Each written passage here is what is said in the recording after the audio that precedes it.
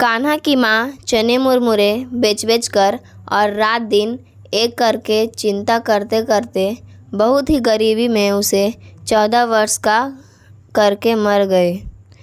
कान्हा के लिए गांव में कहीं खड़े होने के लिए भी जगह नहीं रही। उसकी सौतेली बड़ी बहन अनुराधा की आर्थिक स्थिति अच्छी थी, इसलिए सभी लोगों ने राय दी, कान्हा तुम बड़ी बहन के घर चले जाओ, वहाँ बड़े आदमी हैं, तुम वहाँ अच्छी तरह रहोगे। माँ के शौक में रोते रोते कान्हा ने बुखार बुला लिया था। अंत में अच्छे हो जाने पर उसने भीख मांगकर माँ का श्राद्ध किया और मुंडे सिर पर एक छोटी सी पोटली रखकर अपनी बड़ी बहन के घर राजघाट पहुंच गया। बहन उसे पहचानती नहीं थी।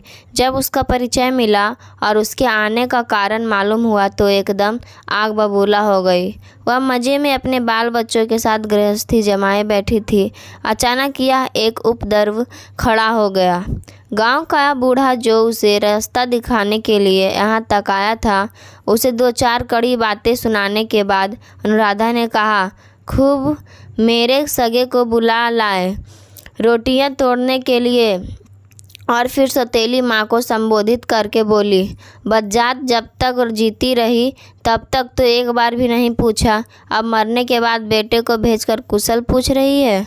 जाओ बाबा, पराये को यहाँ से ले जाओ, मुझे यह सब झंझट नहीं चाहिए। बूढ़ा जाति का नाई था। कान्हा की माँ पर उसकी श्रद्धा थी। उसे माँ कहकर पुकारा करता था, इसलिए इतनी कड़ी कड़वी बातें सुनने पर भी उसने पीछा नहीं छोड़ा। आरजू मित्रता करके बोला, तुम्हारा घर लक्ष्मी का भंडार है ना, जाने कितने दास दासी अतिथि भिखारी कुत्ते बिल्लियाँ तुम्हारे घर में पलते हैं। यह लड़का भी मुट्ठी भर भात खाकर बाहर पड़ा रहेगा, तुम्हें पता भी नहीं चलेगा। बहुत शांत स्वभाव का समझदार लड़का है।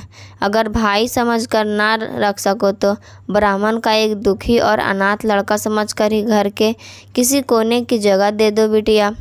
ऐसी खुशामद से तो पुलिस से दरोगा का दिल भी पसीज जाता है। फिर अनुराधा तो केवल एक औरत थी, इसलिए चुप रह गई। बूढ़े ने कान्हा को आड़ में ले जाकर 2-4 बातें बताई और आंखें पोंछता हुआ वापस लौट गया। कान्हा को आश्रय मिल गया। अनुराधा के पति सागर चंद्र मुखर्जी की धान और चावलों की आढ़त थी। जब वह दोपहर 12 बजे लौटकर घर आए तब उन्होंने कान्हा की टेढ़ी नज़रों से देखते हुए पूछा, कौन है यह? अनुराधा ने भारी सा मुँह बनाकर उत्तर दिया, तुम्हारे सगे रिश्तेदार हैं, साले हैं, इन्हें खिलाओ पहनाओ आदमी बनाओ, तुम्हारा परलोक सुधर जाएगा। सागर अपनी सौतेली सास की मृत्यु का समाचार सुन चुके थे।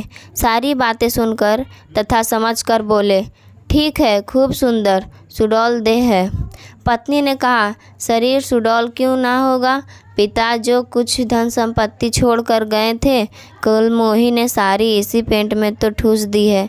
देह है, शायद यह बताने को ज़रूरत ना होगी कि उसे पिता धन संपत्ति के नाम पर सिर्फ एक मट्टी की झोपड़ी और उसके पास एक जंबीरी नींबू का पेड़ छोड़ गए थे। उसी झोपड़ी में बेचारी विधवा किसी तरह सिर छिपाकर रहा करती थी और नींबू बेचकर लड़के का स्कूल की फीस जुटा पाती थी। सागर ने गुस्से दबाकर कहा, अच्छी बात है। अनुराधा ने कहा, अच्छी नहीं तो क्या बुरी बात है, तुम्हारे बड़े रिश्तेदार ठहरे, उसी तरह रखना पड़ेगा। इसके रहते मेरे पांचू राहुल के भाग्य में एक जून भी खाने को जुट जाए तो यही बहुत है, नहीं तो देश भर में बदनामी जो फैल जाएगी। यह कहकर अनुराधा ने पास वाले मकान की दूसरी मंजिल के एक कमरे की खुली हुई खिड़की की ओर अपनी क्रोध भरी आंखों उठाकर अग्नि वर्षा की। यह मकान उसकी मझली देवरानी सरस्वती का था। उधर बरामदे में एक किनारे सिर नीचा किए बैठा कान्हा लज्जा के मारे मरा जा रहा था। भंडार घर में जाकर अनुराधा नारियल की भरेटी से थोड़ा सा तेल निकाल लाई और कान्हा के पास रखकर बोली, अब झूठ मूठ टसुए बहाने की ज़रूरत नहीं, जाओ ताल में नहा लाओ, तुम्हें तेल फुलेल लगाने की आदत तो नहीं है। इसके बाद उसने ज़रा ऊंची आवाज़ में अपने पति से कहा, तुम नहाने जाओ तो इन बाबू साहब को भी लेते जाना, कहीं डूब डाब गए और तो घर भर के हाथों में रस्सी पड़ जाएगी। कान्हा भोजन करने बैठा था। एक तो उसे कुछ अधिक खाने की आदत नहीं थी, उस पर कल दोपहर के बाद से उसने कुछ खाया नहीं था। आज इतनी दूर पैदल चलकर आया था और अब दिन भी ढल गया था। इन कई कारणों से थाली में परोसा सारा भात खत्म हो जाने पर भी उसकी भीख नहीं मिटी। सागर पास के ही बैठे भोजन कर रहा था। यह देखकर उन्होंने कहा, कान्हा को थोड़ा भात और दो। देती हूँ कहकर अनुराधा उठी और भात से खचाखच भरी एक थाली लाकर पूरी थाली कान्हा की थाली में उलट दी। इसके बाद जोर से हंसते हुए बोली, यह तो खूब हुआ। रोजाना इस हाथी की खुराक जुटाने में तो हमारी सारी आढ़त खाली हो जाएगी। शाम को दुकान से 2 मन मोटा चावल भेज देना, नहीं तो दिवालिया होना पड़ेगा। बताए देती हूँ। मर्मवेधी लज्जा के कारण कान्हा का चेहरा और भी झुक गया। वह अपनी माँ का एक ही लड़का था। यह तो हमें मालूम नहीं कि अपनी दुखियारी माँ के यहाँ उसे महीने बढ़िया चावल मिला करता था या नहीं, लेकिन इतना ज़रूर मालूम है कि भरपेट भात खाने का अपराध में उसे कभी लज्जा से सिर नीचा नहीं करना पड़ता था। उसे याद आया कि 1000 अधिक खा लेने पर भी वह अपनी माँ के खिलाने की साथ कभी पूरे नहीं कर पाता था। उसे यह भी याद आया कि कुछ ही दिन पहले गुड्डी और चरखी खरीदने के लिए उसने 2 करछुल भात अधिक खाकर माँ से पैसे वसूल किए थे। उसकी दोनों आंखों से आंसुओं की बड़ी बड़ी बूंदें निकलकर चुपचाप खाने लगा। वह इतनी भी हिम्मत नहीं कर सका कि बायां हाथ उठाकर आंसू पोंछ डालता। वह डरता था कि कहीं बहन देख न ले। अभी थोड़ी देर पहले ही वह झूठ मूठ टसुए बहाने के अपराध में झिड़की खा चुका था और उसे झिड़की ने इतने दारुण मार्त शौक की गर्दन दबा दी थी। दोनों भाइयों ने पैतृक मकान आपस में बांट लिया था। पास वाला 2 मंजिला मकान मंझले भाई संजय का है। छोटे भाई की बहुत दिन पहले मृत्यु हो गई थी। संजय भी धान और चावल का ही व्यापार करता है, तो उसकी स्थिति भी अच्छी थी, लेकिन बड़े भाई सागर जैसी नहीं है। तो भी उसका मकान 2 मंजिला है। मंझली बहू सरस्वती शहर की लड़की है। वह दास दासी रखकर 4 आदमियों को खिला पिलाकर ठाठ से रहना पसंद करती है। वह पैसा बचाकर गरीबों के लिए तरह नहीं रहती। इसीलिए लगभग 4 साल पहले दोनों देवरानी जेठानी कलह करके अलग अलग हो गई थी। तब से अब तक खुलकर कई बार झगड़े हुए हैं और मिटा भी गए हैं, लेकिन मनमुटाव एक दिन के लिए भी कभी नहीं मिटा। इसका कारण एकमात्र जेठानी अनुराधा के हाथ में था। वह खूब पक्की है और भली भांति समझती है कि टूटी हुई हांडी में कभी जोड़ नहीं लगा सकता, लेकिन मनमुटाव एक दिन के लिए भी कभी नहीं मिटा। लेकिन मंझली बहू इतनी पक्की नहीं है। वह इस ढंग से सोच भी नहीं सकती। यह ठीक है कि झगड़े का आरंभ मंझली बहू करती है, लेकिन फिर मिटाने के लिए, बातें करने के लिए और खिलाने पिलाने के लिए वह मन ही मन छटपटाया भी करती है और फिर एक दिन धीरे से पास आ बैठती है। अंत में हाथ पैर जोड़कर रो धोकर क्षमा याचना करके जेठानी को अपना घर पकड़कर ले जाती है और खूब आदर स्नेह करती। दोनों के इतने दिन इसी तरह कट गए हैं। आज लगभग 3 साढ़े 3 बजे सरस्वती इस मकान में आ पहुंची। कुएं के पास ही सीमेंट के चबूतरे पर धूप में बैठा कान्हा ढेर सारे कपड़ों में साबुन लगाकर उन्हें साफ कर रहा था। अनुराधा दूर खड़ी थोड़े साबुन से शरीर की अधिक ताकत लगाकर कपड़े धोने का कौशल सिखा रही थी। कैसे गंदे और मैले कुचैले कपड़े पहनकर आया है।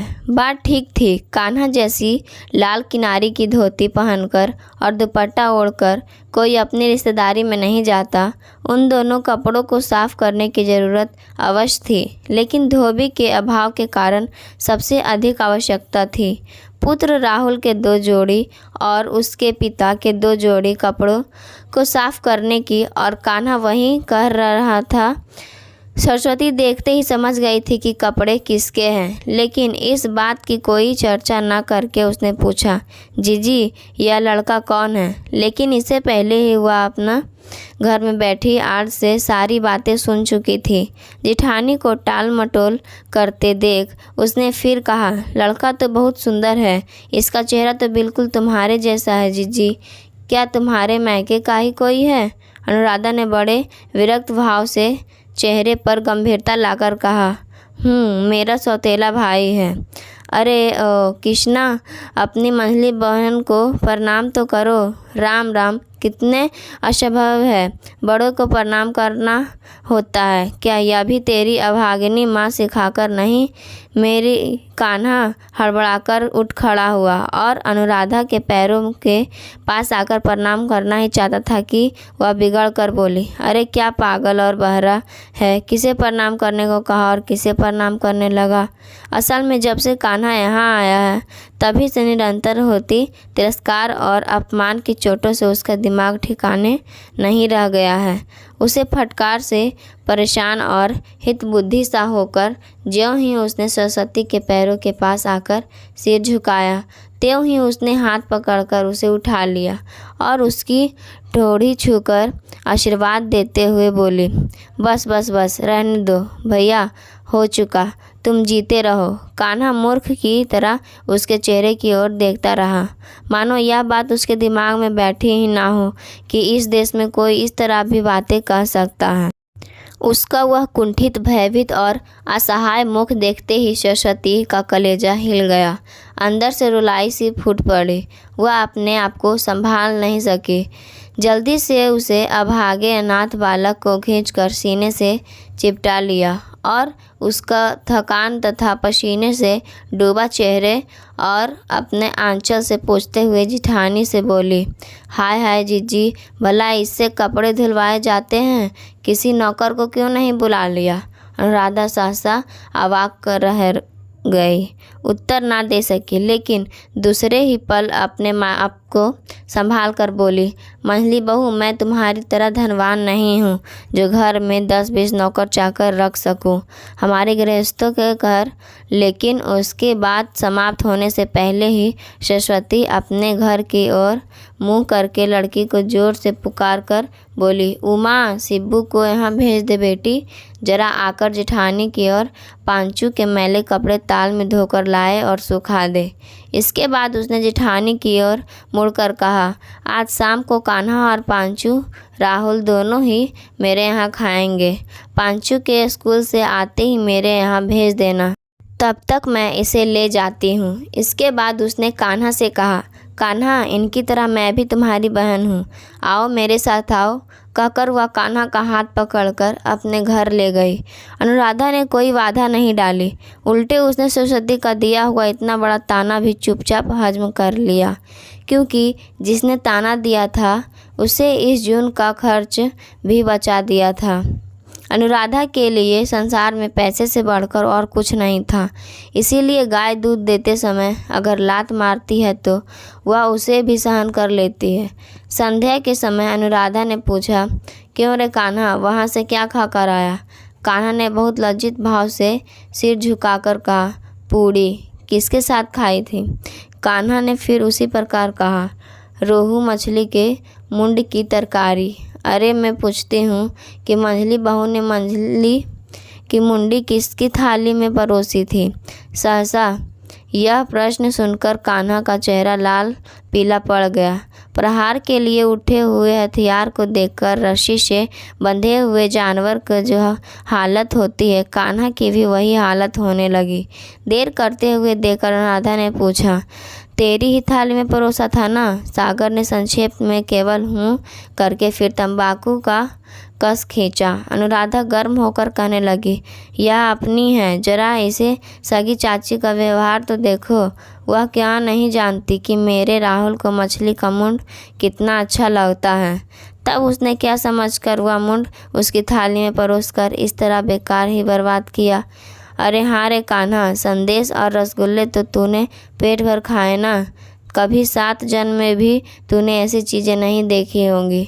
इसके बाद फिर पति की ओर देखकर कहा, जिसके लिए मुट्ठी भर भात गनीमत हो, उसे पूड़ी और संदेश खिलाकर क्या होगा।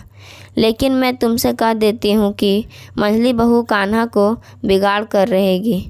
लेकिन उनकी पत्नी को स्वयं अपने आप पर ही विश्वास नहीं था, बल्कि उसे इस बात का शोला आने डर था कि मैं सीधी सादी और भली मानुष हूँ, मुझे जो भी चाहे ठग सकता है। इसीलिए उसने तभी से अपने छोटे भाई के मानसिक उत्थान और पतन के प्रति अपनी पैनी नज़रें बिछा दी। दूसरे ही दिन 2 नौकरों में से एक नौकर की छुट्टी कर दी गई। कान्हा सागर की धान और चावल वाली आढ़त में काम करने लगा। वहाँ वह चावल आदि तौलता बेचता, 4-5 कोस चक्कर लगाकर गाँव से नमूने ले आता और जब दोपहर को सागर भोजन करने आता तब दुकान देखता। 2 दिन बाद की बात है। सागर भोजन करने के बाद नींद समाप्त करके लौटकर दुकान पर गए और कान्हा खाना खाने घर आया। उस समय 3 बजे थे। वह तालाब में नहाकर लौटा तो उसने देखा बहन सो रही है। उस समय उसे इतनी जोर की भूख लग रहा था कि आवश्यक होता तो शायद वह बाँध के मुंह से भी खाना निकाल लाता, लेकिन बहन के जगाने का वह साहस नहीं कर पाया। वह रसोई के बाहर वाले बरामदे में एक कोने में चुपचाप बैठा बहन के जागने की प्रतीक्षा कर रहा था कि अचानक उसने पुकार सुनी, कान्हा। वह आवाज़ उसके कानों को बड़ी भली लगी। उसने सिर उठाकर देखा। मंझली बहन अपने दूसरी मंजिल के कमरे में खिड़की के पास खड़ी है। कान्हा ने एक बार देखा और फिर सिर झुका लिया। थोड़ी देर में सरस्वती नीचे उतर आई और उसके सामने आकर खड़ी हो गई। फिर बोली, कई दिन से दिखाई नहीं दिया कान्हा, यहाँ चुपचाप क्यों बैठा है? एक तो भूख में वैसे ही आंखें छलक उठती है। उस पर ऐसी स्नेह भरी आवाज़। उसकी आंखों में आंसू मचल उठे। वह सिर झुकाए चुपचाप बैठा रहा, कोई उत्तर ना दे सका। मंझली दीदी को सभी बच्चे प्यार करते हैं। उसकी आवाज़ सुनकर अनुराधा की छोटी लड़की बाहर निकल आई और चिल्लाकर बोली, कान्हा मामा, रसोई घर में तुम्हारे लिए भात ढका हुआ रखा है, जाकर खा लो। माँ खा पी कर सो गई है। सरस्वती ने चकित होकर कहा, कान्हा ने अभी तक खाना नहीं खाया और तेरी माँ खा पी कर सो गई? क्यों रे कान्हा, आज इतनी देर क्यों हो गई? कान्हा सिर झुकाए बैठा रहा।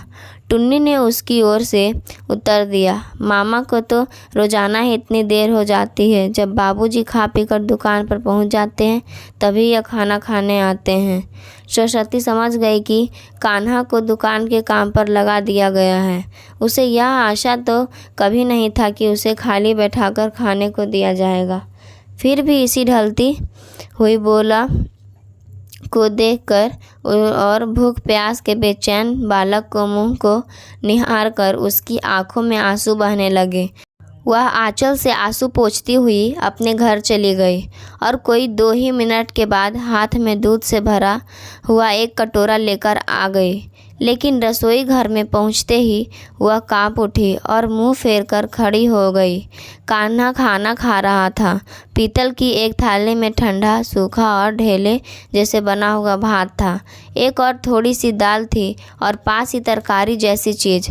दूध पाकर उसका उदास चेहरा खुशी से चमक उठा। सरस्वती दरवाजे से बाहर आकर खड़ी रही। भोजन समाप्त करके कान्हा जब ताल पर कुल्ला करने गया तब उसने झांक कर देखा, थाली में भात का एक दाना भी नहीं बचा है। भूख के मारे वह सारा भात खा गया है। सरस्वती का लड़का भी लगभग इसी उम्र का था। वह सोचने लगी कि अगर कहीं मैं न रहूं और मेरे लड़के की यह दशा हो तो। इस कल्पना मात्र से रुलाई की एक लहर उसके अंदर से उठी और गले तक आकर फेनिल हो उठी। उस रुलाई को दबाए हुए वह अपने घर चली गई। कहानी का अगला भाग कल सुबह 11 बजे आएगा। धन्यवाद।